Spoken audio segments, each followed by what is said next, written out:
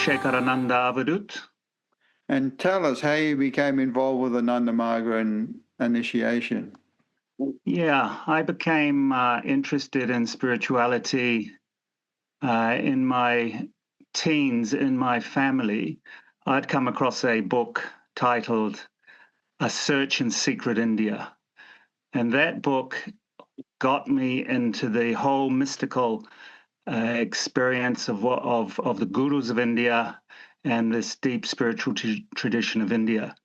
The other deep influence in my life, particularly in my late teens, coming as a university student, was in my Maori culture, so the indigenous culture of New Zealand, where I'm from.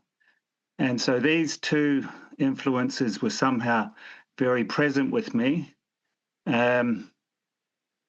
And when I finished university, I got the opportunity to travel.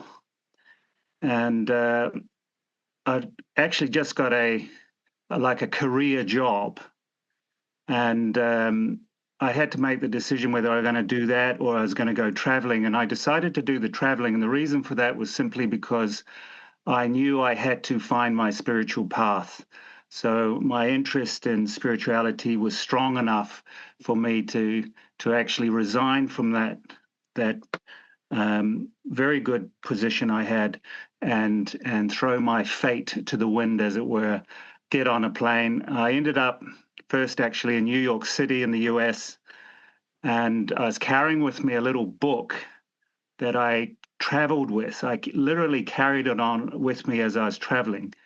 And it was a little book called Metaphysical Meditations, and it was by Paramahansa Yogananda. And in the title page of that book was the famous photograph of Yogananda that many people are familiar with. And I was walking with a friend on Fifth Avenue, looked across the street, and I saw a big poster with that exact photo of Yogananda in it. And I pulled out the little book that was in my waist pouch that travelers use. And I said to my friend I was with, what's the chance of me having that exact same photo that we're looking at across the street there? So he concluded that it was pretty improbable.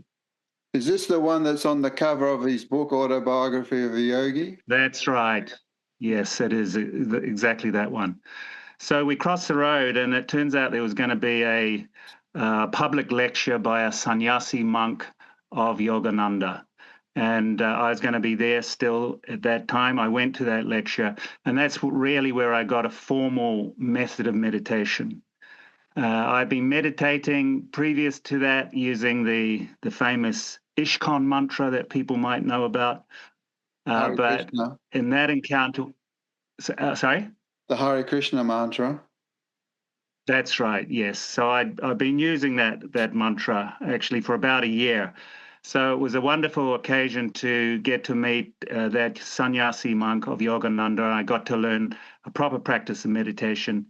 I then traveled to the UK. I was living in London, and I was basically doing three things at that time. One was I was twice a week going to the Yogananda ashram for their weekly meditations. Secondly, I was working full time. And thirdly, I was in a Maori cultural group based in the New Zealand High Commission building down there in Trafalgar Square, central London. And it was on an occasion of attending a rehearsal of that cultural group from New Zealand, the Maori cultural group.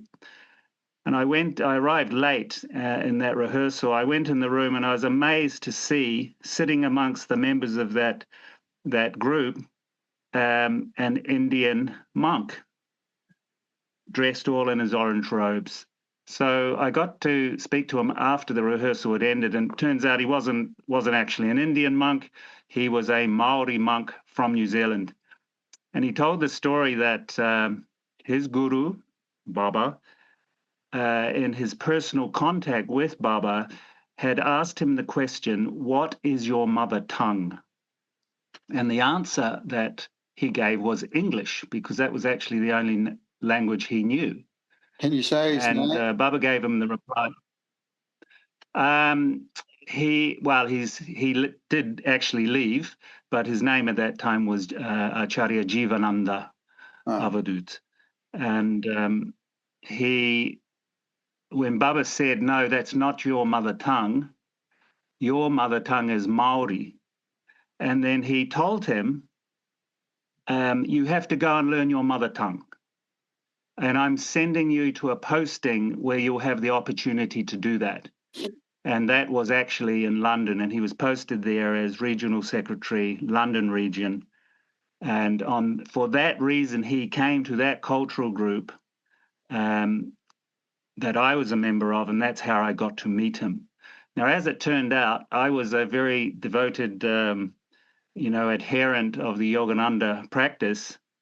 So it wasn't really an opportunity for him to initiate me, but we stayed good friends, and we met time to time when he came to the group. So after 2 years, I got the chance to travel. So my destination was to go to India, and so I made all my arrangements to do that. And I met Dada before I left, and he told me, when you'll be in India, there will be a very big spiritual festival in West Bengal, and that I should go there. So I assured him that if I got the opportunity, I would go. And then, next morning I was on my flight. I arrived in Mumbai, and I was staying in a guest house there. I'd actually arrived on the full moon day of May. And of course, that was in India is celebrated as the birthday of Lord Buddha. And of course, I later found out that it was also Baba's birthday as well. What year was So anyway, I'm staying in this is 1992 now. Yeah. And I was staying in a guest house, and I think it was the third day there, I was sitting with a group of young guys who were travelers, and we're all talking about where our next destination will be. So one brother was there, and he said that he's going to a very big spiritual festival in West Bengal. And I thought, oh my goodness, I've heard that before. So it turns out he's just come from Maharlika, Philippines, and he was training there in Davao, and he was just arriving to go there to Anandanagar. So I thought, wow, what's the chance of that happening? And anyway, we go our separate ways, and that night I'm going to the New Delhi train station to get my train that's going to take me to Ranchi, which is the Indian headquarters of the Yogananda organization there. And so I get to the train station, I'm sitting on the train, and it's evening time, so I start doing my evening meditation, and the train leaves. And when I finish meditation, I open my eyes, and there were 2 foreign women in my compartment. And they were very impressed that I was doing meditation, and they asked me where I'm from, and I said, I'm from New Zealand. And then they asked me a strange question. They said, are you a Maori? Well, you don't really expect to get that question in the middle of India with all its hundreds of millions of population there. So I then asked them a question. I said, yes, I am, but how do you know about the Maori people? And then the older one turned to the younger one and asked her, isn't one of our monks in London a Maori? So by this point, I was quite amazed. And it turns out they were 2 Didis. They'd just come from Nairobi sector, Africa, and they were on their way to a big spiritual festival in West Bengal. Oh. So by now I'm thinking every corner I go around, these amazing sannyasis of Ananda Marga there. And so we had quite a wonderful journey there, because it's a very long trip it's literally going from Mumbai on the west coast right across practically to the east coast. It's a 3-day train trip back then. So on the second day, I actually got very ill, and I had food poisoning. It was my first time in India, and so they were very helpful. They were some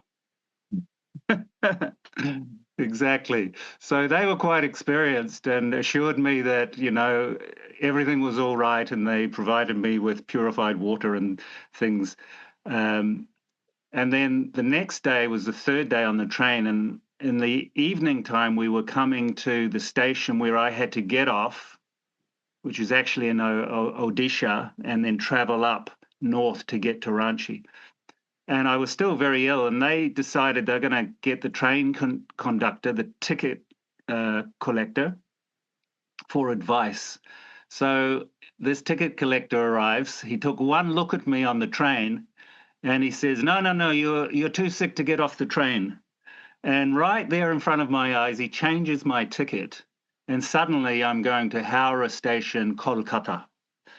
So the right there in front of my eyes, the train conductor changes my train ticket, and suddenly I'm going to Howrah Station, Kolkata.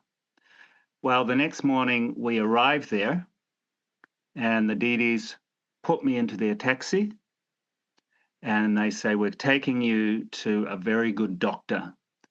And off we went, of course, across central Kolkata to Tiljala and to the Ananda Marga global headquarters there in Tiljala.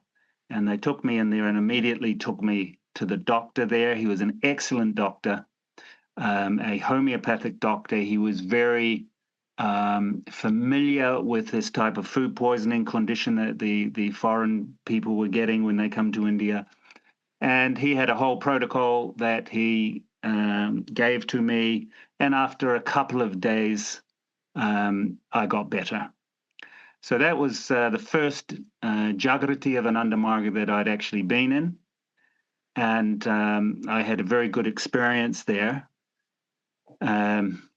On the third day there, one of the Dadas came to the room I was staying in, and he said the next day that everyone was going to be traveling to this big spiritual festival in West Bengal, and that of course being the Dharma Mahasamilan, or DMS. So he insisted that I come with him, and I sort of protested, saying that I was actually on my way to Ranchi, to the ashram of the Yogananda, and then he said, "Well, Ranchi is right next door to where we're going, so you might as well come anyway." And he convinced me to come, so we all piled into the rickshaws the next morning, and off we went back to Howrah Station, and we got our train. A one-day train. Well, it was actually an overnight train trip out there to Bokaro, Steel City, and then we got the local train down to Anandanagar. And I was taken by jeep to the upper hostel at Anandanagar. Now, I must have been almost the only person in Anandanagar at that time who wasn't actually initiated as a Margi. So I was staying in the upper hostel. It was full of the overseas Dadas and overseas LFTs and Margi brothers, and it was a fantastic experience. Everyone had come from around the world, and it was a beautiful occasion. So on the third day there, in the nighttime, one of the monks had come. I was outside playing a guitar, and this Dada came up to me, and he took my hand, and he turns up the palm of my hand, and he begins to read my palm. Now, it turns out he was a talented palm reader, and so he's starting to tell me different things about my life. His name was Acharya Chaitosananda Avadut from Philippines originally. And he was telling such things about my past, that some of which no one knew about, and I was really quite amazed by him. And then he says, I will teach you to play kirtan on the guitar, which I didn't know. I hadn't learned to do that at that point. So I agreed. He got 2 mats. He got his torch, because it's late in the night by now, and off we go into the night. We arrive at one forest, and there was one track, and he takes me inside this forest, and we come to what I later discovered was called a tantrapita. And he sits me down there, and I'm thinking he's bringing me into the middle of the forest in the middle of the night to teach me to play the guitar. Of course, he had a completely different agenda. And so I sit down, and he immediately says, do meditation. So we're sitting there, we're doing meditation. And then he says that his torch is still on, and he says, I will now initiate you into the Tantra Sarana of Sri Sri Anandamurti. So at this point, you know, I'm saying to him, Dadaji, I already have a guru. And he replies to me, one sutra of Ananda Sutram, Brahmaiva Guru Reka Naparaha. There is only one guru. The guru is the supreme being. And somehow with those words, all these doubts and reservations I had in my mind magically disappeared. And indeed, he initiated me. And I got some strange realization that this whole last 2 years of my travel, which had been explicitly in order to find my spiritual path, had led me to that particular place with that particular person at that particular time. So that was my entrance into Ananda Marga and my initiation. So I really had a very strong sense that, you know, when the Sadguru accepts someone to come to that path, one way or another, he's going to get you to that path, even if you don't want to be on that path or have completely other plans. And over many years now, I've seen that, you know, as an acharya, I almost feel it's the normal way in which people come into this initiation and into this practice. They may not see it quite in those dramatic terms, but if you really look at how they got the chance, it's really quite orchestrated in many cases.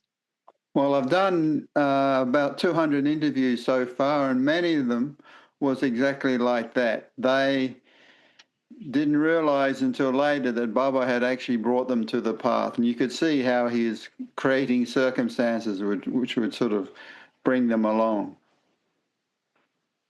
Exactly. Now, I had another interesting experience with my acharya, and you know, he was a very gifted palm reader. He was actually quite well known in India, where he had been posted for a long time. So on one occasion, I was an LFT based in Australia, and I had gone to the DMS. And of course, it was a great chance to meet my acharya. He was there in Anandanagar. And as usual, he came up and he took my hand and he started to read my palm again. But what he told me that time was a little bit disturbing, because as he's reading my hand, he got a shocked look on his face, and he said, I see extreme physical injury. And he was so adamant that this was a correct reading of what he was seeing. And he actually said, my advice to you is you go immediately to the whole timer training center to become an acharya monk.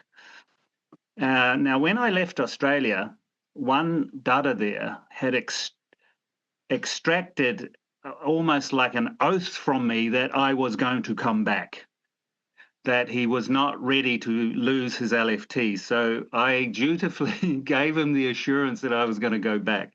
So I said to the Dada, I can't go to the training center because I swore that I was going to come back. So I went back, and 3 weeks later, I was in a very, very serious car crash and got very, very serious injuries, including near-death experience. And I was taken, it happened just near to the master unit of Anandapali. So I was taken by ambulance for a couple of hours to the nearest major hospital that could do that sort of surgery, which was Brisbane. And everything changed, and I was actually in rehabilitation for a couple of years. So I had a rather strange samskara with car accidents, and that was not actually. You want to say something? I was just going to ask if you want to talk about your near-death experience. Yeah, okay.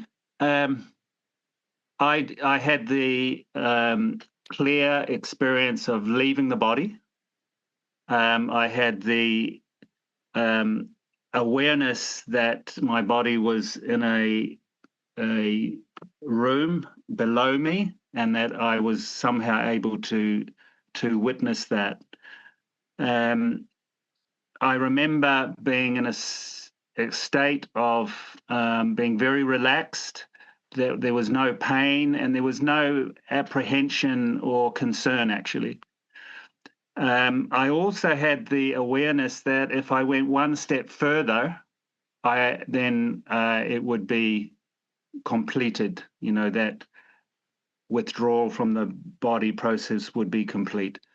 And then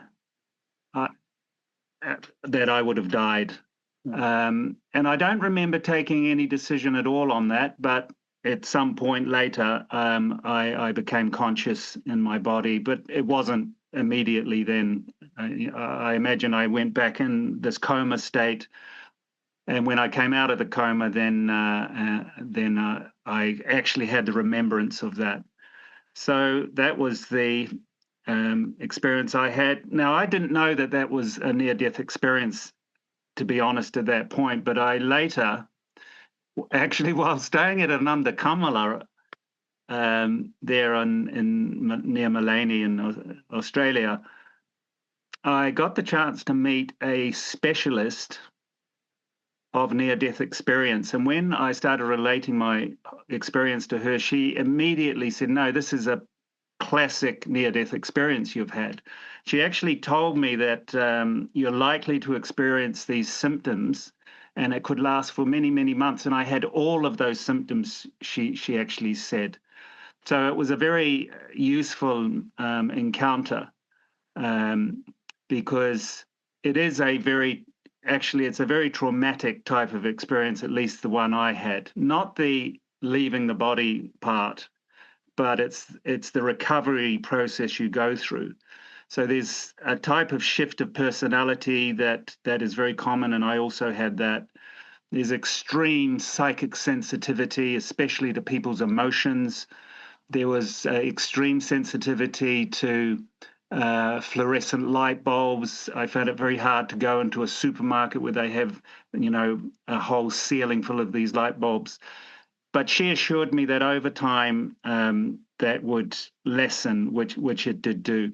So actually, that's when I got the chance to go to whole-timer training. And I arrived in India to do that, hoping to train actually in India. But the Dada in charge then, the general training secretary, told me I had to go to Sweden. So I actually went back the next day and tried to negotiate with him to go to the Philippines instead, to Davao. But he was absolutely adamant, and he dismissed me. It was all over in 20 seconds. He said, no, you're going to Sweden. Get out of this office. So that's where I went for the training. And if I can just say something about the training, that'd be good.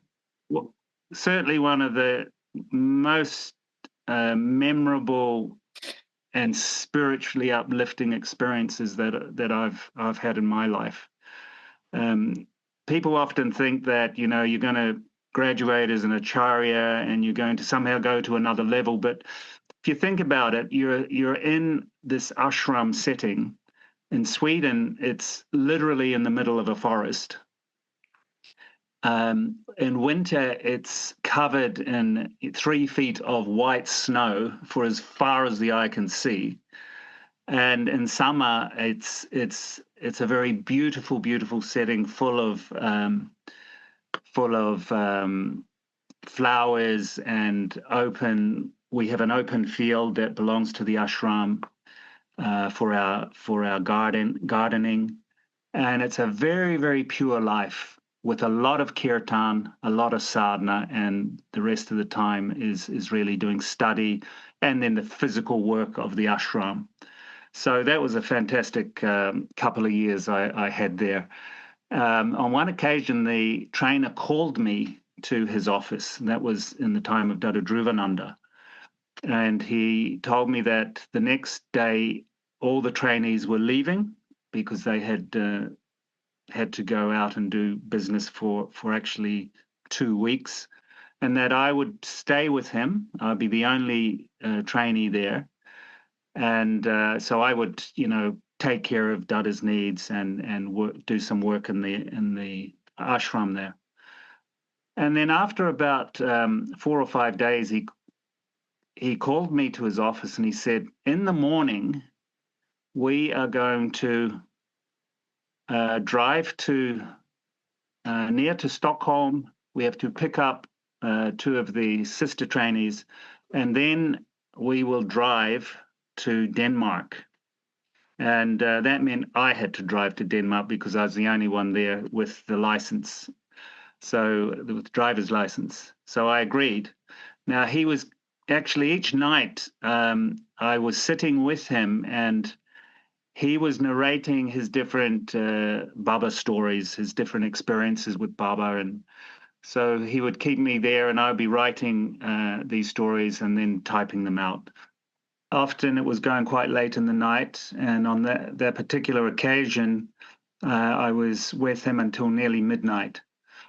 And the rule in the training center was you had to do Pachajanya at 5 a.m. no matter what time you got to sleep. So I dutifully followed the rule, got up at 4:45 and then did the Pachajanya at 5 a.m. So I was sort of pretty tired. I'd slept actually less than 5 hours. Now, the problem with that is I was the only driver and we were about to drive all the way north for a couple of hours to Stockholm, and then we're going all the way south to Denmark. So this journey started and it was going pretty well. It was many hours of driving. And in the late afternoon, we were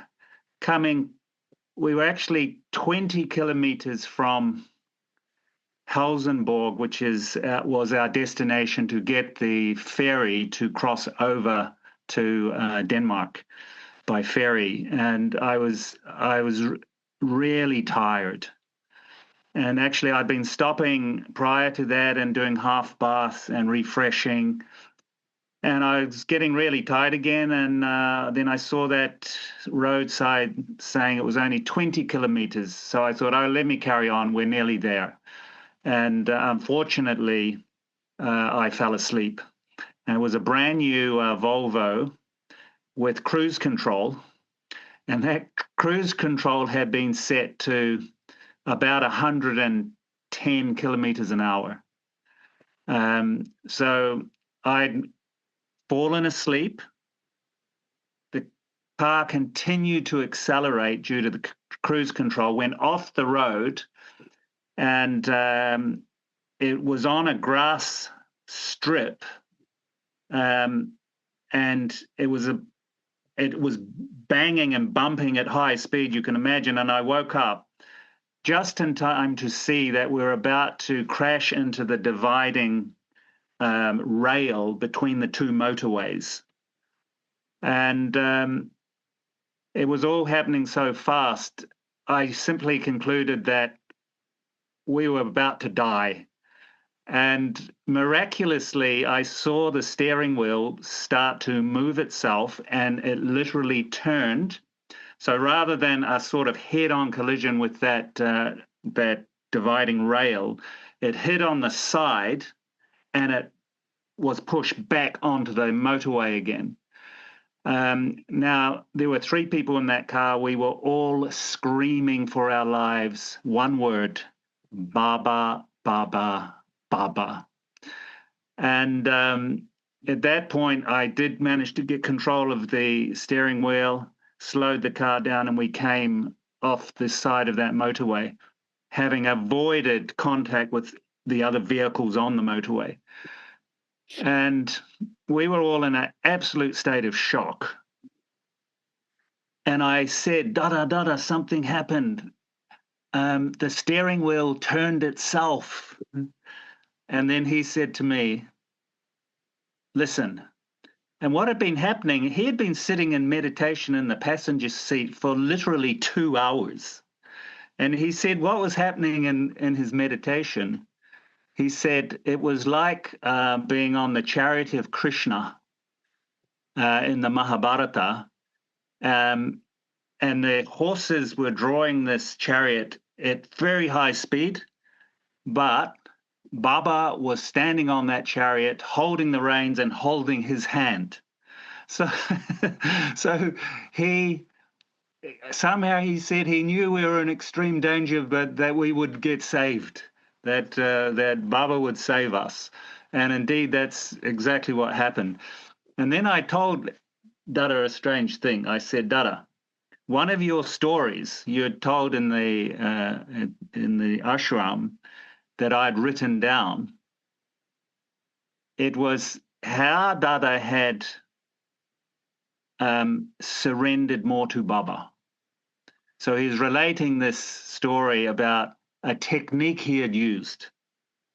And it was a very simple technique, but he had practiced this technique. So what was happening is I was doing this technique throughout the day. I'm the only one in that whole training center, which is quite a big place. And I got this amazing opportunity to do this simple practice that he was telling about.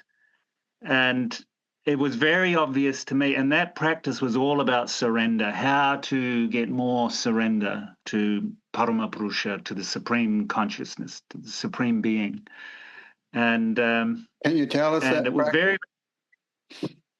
was very simple. It was what Dada was doing, and which I copied, was simply going before the picture of the Guru with one's arms raised and mentally asking for more surrender. But if my experience is anything to go by, you have to be a little bit careful about doing that, because for me it was very obvious that the reply to that ardent request was to have a very serious car crash. But, you know, the thing I learned from it, all of us in that car, we were 3 people, is that indeed our existence is preserved by the whim of the Guru, by the whim of the Supreme Being.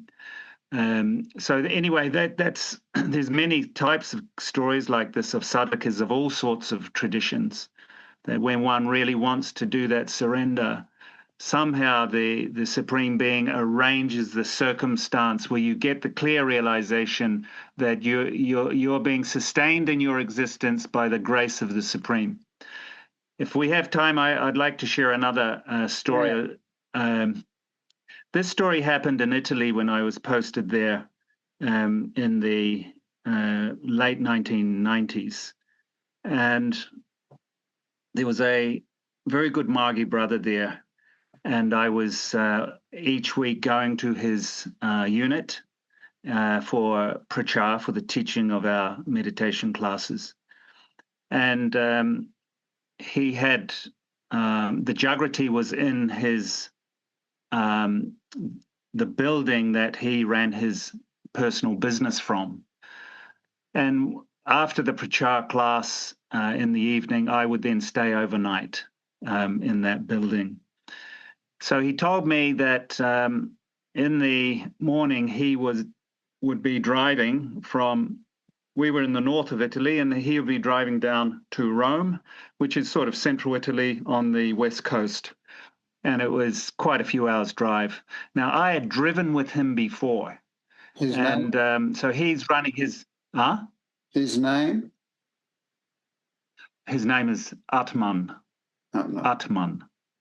So I'd driven with him before, and he's running his business. So while he's driving his van, he would be taking phone calls, he would be writing notes, and I told him, "You are plundering the grace of the Guru.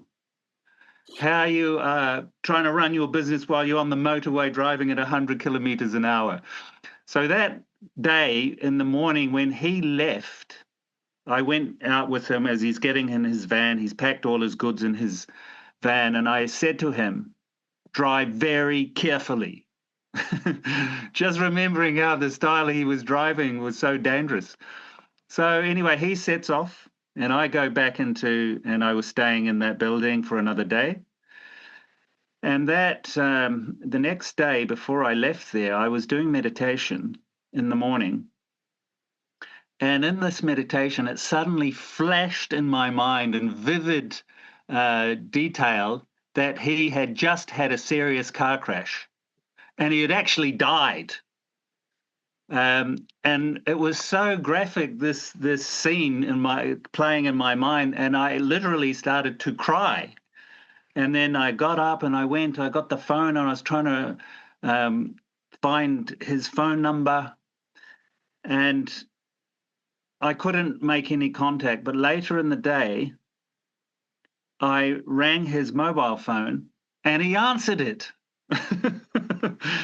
And I was thinking, oh, well, I must have imagined the whole thing, And I asked him, I said, "Where are you?" And he said, he said in a very strange voice, he said, "I'm far away." And I thought, what sort of answer is that? And then I said, "Just remember what I said about driving carefully." And then I hung up the phone. Well, later that evening, I was ringing our regional office in the city of Verona, and the brother who answered the phone says, "Oh, did you hear the news?" And I said, "What news?" And he said, "Atman has been in a serious car crash." I went, "What?" So I rang his family, and I immediately got my car and I picked up his son, and we drove all the way down to Rome. It's about a 5-hour drive. And we got to the hospital, and he was in hospital. Now, he had been in a car crash on the motorway, and the front of the van was so compressed, it had pressed strongly on his chest, and he couldn't really breathe properly. And he was only able to make these half breaths, and the fire brigade had to cut all the metal out and then carefully extract him. And they had said another millimeter and it would have stopped his breathing completely. Now, I said, "But I rang you and you said you were far away." He said he had already had the crash by then and he was in the hospital. His mobile phone had somehow appeared, and he answered it in a very delirious state, and that was all he could say was, "I'm far away." But what struck me with that story was, again, how Paramapurusha, the Supreme Being, can orchestrate the precise level of injury you're going to receive to achieve the purpose. So it came down to 1 millimeter more, he's dead. 1 millimeter, he's sort of just quite seriously injured. And I think this, again, is something that plays out in the life of many sadhakas, these type of often quite dramatic experiences that really bring the realization that our existence is the whim and grace of the Supreme Being. Yes. That could be a good way to end. Sure thing. Unless you've got something more you want to say. No, that's fine. No, that's great. Thank you so much. Well, thank you very much for that very inspiring story, Dada.